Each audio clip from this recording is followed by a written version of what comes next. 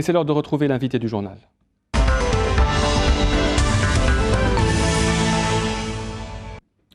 Et nous recevons ce soir Sidi Ahmed Farouki. Bonsoir. Bonsoir. Vous êtes candidat aux élections législatives, FLN, Wilaya d'Alger, tête de liste. Première question, Monsieur Farouki, beaucoup de gens ont été surpris de vous voir quitter le gouvernement. Une autre surprise, celle de vous voir à la tête du parti pour la Wilaya d'Alger. Comment cela s'est-il fait? Je pense que ce qui est important aujourd'hui, c'est d'être dans ce processus électoral qui est un enjeu important. Je pense que nous avons à aller vers les citoyens, aller vers l'ensemble des communes de la Wilaya d'Alger pour pouvoir animer cette campagne. Est-ce que vous vous sentez proche des idéaux du FLN, M. Farouki? Bien sûr, parce que depuis plus de 15 ans, depuis l'arrivée de M. le Président de la République, j'ai été dans plusieurs fonctions et je crois qu'au-delà... Des fonctions ministérielles, principalement. Des fonctions ministérielles, des fonctions au ministère de l'Agriculture. Et je crois que nous avons vécu toute cette période de réconciliation nationale, de construction, de relance de l'économie nationale. Et je pense qu'on le fait à la fois sur le plan technique, mais aussi on le fait parce qu'on croit aux valeurs, on croit aussi aux orientations qui sont à la base de ce processus depuis plus de 15 ans. Pour vous, le FLN est lié intimement au président de la République, à ses réformes, à ce qu'il a fait? Son Excellence, Monsieur le Président de la République, est aussi le président du parti. Et c'est l'un des partis qui a le plus soutenu, bien sûr, ce processus. On dit qu'à travers ce choix, Sidi Ahmed Farouki, le FLN a voulu faire peau neuve. Certains ont dit que vous étiez le joker d'un vieux parti vieillissant. Comment est-ce que vous répondez à ces arguments? Je ne crois pas qu'il faut analyser qu'à travers un élément de cet ordre. Je découvre moi-même qu'il y a beaucoup aussi de jeunes militants qui sont à la tête des communes d'Alger. Donc il y a à peu près plus de 30 communes qui relèvent du Front de Libération Nationale, en tout cas. Et il y a beaucoup d'autres jeunes cadres qui sont dans ce parti. Alors la bataille électorale n'est pas chose facile, M. Farouki. Est-ce que vous le constatez tous les jours? Vous êtes un homme politique, vous êtes un homme de l'administration, ancien ministre depuis longtemps. Est-ce que c'est facile d'aller du ministère au terrain? Est-ce que c'est facile pour un homme comme vous de faire une campagne électorale aussi importante? C'était un peu plus facile pour moi parce que vous étiez ministre? Parce que quand j'étais ministre, j'étais aussi un homme de terrain. Donc je pense que c'est... bon, premièrement, j'ai travaillé dans des secteurs où on ne pouvait pas de toutes les manières éviter le terrain. En plus, j'en avais fait une démarche voulue en termes de mise en œuvre des politiques que j'ai eu l'honneur de mener. Donc, que ce soit dans le secteur de la pêche ou dans le secteur de l'agriculture, on avait construit avec les autres cadres du secteur nos démarches sur des démarches terrain. Donc, j'ai plus ou moins l'habitude d'avoir ce contact très proche avec le terrain. Mais c'est un peu différent quand on est ministre, on n'attend rien en retour. Là, ce que vous attendez en retour, c'est que les gens votent pour vous. Comment est l'écho sur le terrain? Comment est-ce que les gens, les Algérois, réagissent avec vous, M. Farouki? En tout cas, pour l'instant, nous avons fait beaucoup de quartiers, beaucoup de communes. Nous avons beaucoup marché, y compris dans les différents quartiers d'Alger. Et pour l'instant, nous avons un accueil qui est positif. Et à la fois, ça nous donne l'occasion de discuter, d'entendre beaucoup les citoyens. Nous sommes aussi en train d'organiser des rencontres un peu thématiques avec les corporations, les professions, pour avoir une écoute complète. Et je pense que c'est de cette manière, à travers les associations aussi, et le contact avec la société civile. Les jeunes aussi. Les jeunes qui sont une composante importante aujourd'hui de cette société. Peut-être avec des modes de communication différents pour eux, parce qu'ils s'expriment à travers d'autres canaux, ils s'expriment à travers d'autres modes. Et vous y êtes mis à ces nouveaux canaux, oui, notamment sur Facebook, où vous faites partie des candidats les plus présents. Quand vous allez sur le terrain, quand vous parlez avec les Algérois, vous ne sentez pas, M. Farouki, qu'il y a un désintérêt pour ces élections législatives? Non? Ou est-ce que...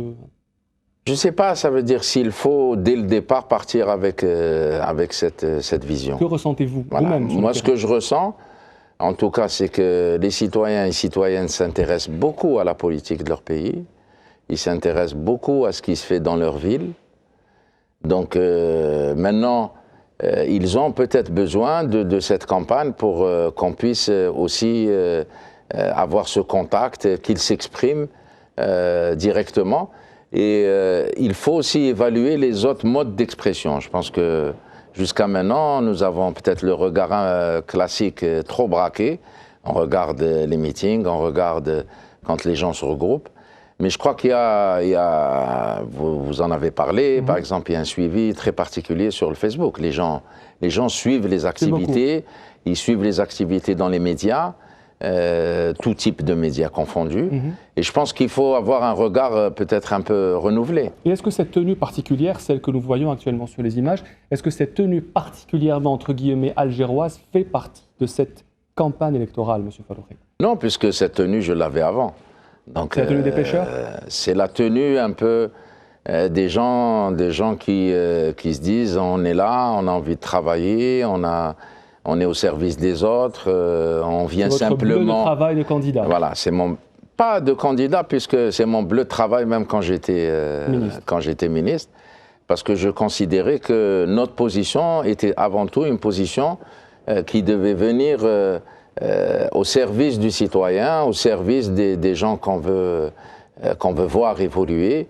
Et cette manière simple de le faire me paraît importante, y compris pour eux, parce que j'ai moi-même constaté que cette simplicité créait de la proximité, faisait que le contact était plus facile. Alors, votre bataille, c'est évidemment votre projet, M. Faroukhi. Que proposez-vous concrètement aujourd'hui? On va parler concrètement pour une wilaya comme Alger, qui est la wilaya la plus peuplée et sans doute la wilaya qui connaît le plus de problèmes, que ce soit de logement, d'emploi, surtout des jeunes. On n'a pas le temps de parler de tout le programme, mais quel est le cœur du programme du candidat pour la wilaya d'Alger aujourd'hui? Je pense qu'il y a deux dimensions quand on parle de programme. Il y a la dimension, je dirais, opérationnelle. Le programme est aujourd'hui en partie en place. Il y a énormément de réponses qui sont en train de se faire à travers des projets. Si je prends juste un exemple, il y a plus de 250 000 logements qui sont en construction. Il y a à peu près 46 000 ou 48 000 qui ont été mis à la disposition des citoyens de manière progressive. Surtout à travers la lutte contre l'habitat précaire, les bidonvilles. Si on prend les écoles, vous avez pratiquement 600 à 800 écoles qui sont en cours de restauration, tout cycle confondu. Je ne vais pas aller dans ce débat chiffré, mais ce que je veux faire passer comme message, c'est qu'il y a déjà un programme en place et il est en train de se mettre en place. Ça, c'est la première dimension. Oui. La deuxième dimension, c'est le plan d'Alger 2030. Il faut prendre en compte les nouveaux besoins, il faut prendre en compte les insuffisances, il faut aller sur peut-être des besoins qui n'apparaissaient pas comme étant prioritaires. Vous avez parlé tout à l'heure d'Internet. Internet, pour nous, je pense, est devenu un produit de première nécessité. Alors qu'il y a peut-être 5 ans ou 6 ans, ce n'était pas un produit de première nécessité. Il est peut-être même plus important aujourd'hui chez certaines catégories que la farine ou la semoule. Parce que nous sommes dans une société qui évolue, qui se modernise, qui consomme autrement et qui consomme de nouveaux produits et qui a de nouveaux besoins. Donc il faut s'adapter. Il faut pouvoir aussi présenter des réponses nouvelles. Et je pense que le plan Alger 2030, Alger ouverte, Alger réhabilitée, Alger renforcée sur sa dimension économique, ville de service, Alger verte avec ses agri-parcs. C'est aussi Alger avec son plan de circulation cohérent, son plan d'aménagement qui prend en compte les 57 communes. Voilà, c'est ces nouveautés qu'il faut pouvoir expliquer aux citoyens. Nouvelle méthode aussi. Des députés ou des candidats qui viennent, qui disent « Nous, on est là, mais on vous promet qu'on restera en contact avec vous, qu'on ouvrira des permanences, qu'on continuera à travailler avec les associations. » Un autre mode de rapport qu'on veut créer avec le citoyen et les associations. Monsieur Faroukhi, ça ne vous dérange pas de vouloir devenir député, une fonction pas particulièrement populaire en Algérie? Je pense que ce qui est important... Vous êtes d'accord qu'un député, c'est pas populaire en Algérie? Oui, l'image n'est... En tout cas, l'image populaire, on le sait. Ça veut dire... de vouloir le devenir? C'est pas... Moi, le défi, mon défi, c'est justement d'améliorer cette image. Et mon défi, c'est de faire en sorte que aussi l'Assemblée populaire nationale puisse jouer un rôle auprès des citoyens et qu'elle soit mieux perçue dans son rôle dans la société. Vous resterez député pendant les 5 ans de mandature de l'APN? Bien sûr, ça c'est clair, si je suis élu et avec bien sûr tous les autres candidats de ma liste. On va parler rapidement d'actualité internationale, M. Folori, parce que c'est très important aussi. Il y a notamment le conflit en Syrie. On va parler rapidement de l'avenir du Maghreb. Quel regard vous portez aujourd'hui sur le conflit en Syrie, sur la position algérienne qui indirectement soutient le gouvernement mis en place actuellement? Est-ce que vous soutenez la démarche de la diplomatie algérienne aujourd'hui? Bien sûr. Je pense qu'elle est cohérente, qu'elle est logique. Et en même temps, on peut la lier à nos actualités. C'est un pays qui a été détruit complètement. Une grande partie de sa population a été dispersée sur 2 ou 3 pays. Donc, voilà. Et souvent, on a pris comme argument que ces pays n'avaient pas des institutions, que leurs institutions n'étaient pas légitimes, que le peuple était sous-représenté. Et je crois que c'est ces processus, ces menaces, qu'il faut absolument éviter. C'est pour ça que, sans être dans un discours pour faire peur, on est dans un discours qui est en même temps réaliste. Nous vivons dans un monde qui est un monde où il y a plein de menaces. Et nous devons être conscients que renforcer nos institutions, renforcer notre pays est avant tout un devoir pour tous les Algériens et Algériennes. La stabilité est plus importante que la démocratie? Non, les deux. Les deux. Pourquoi je choisirais...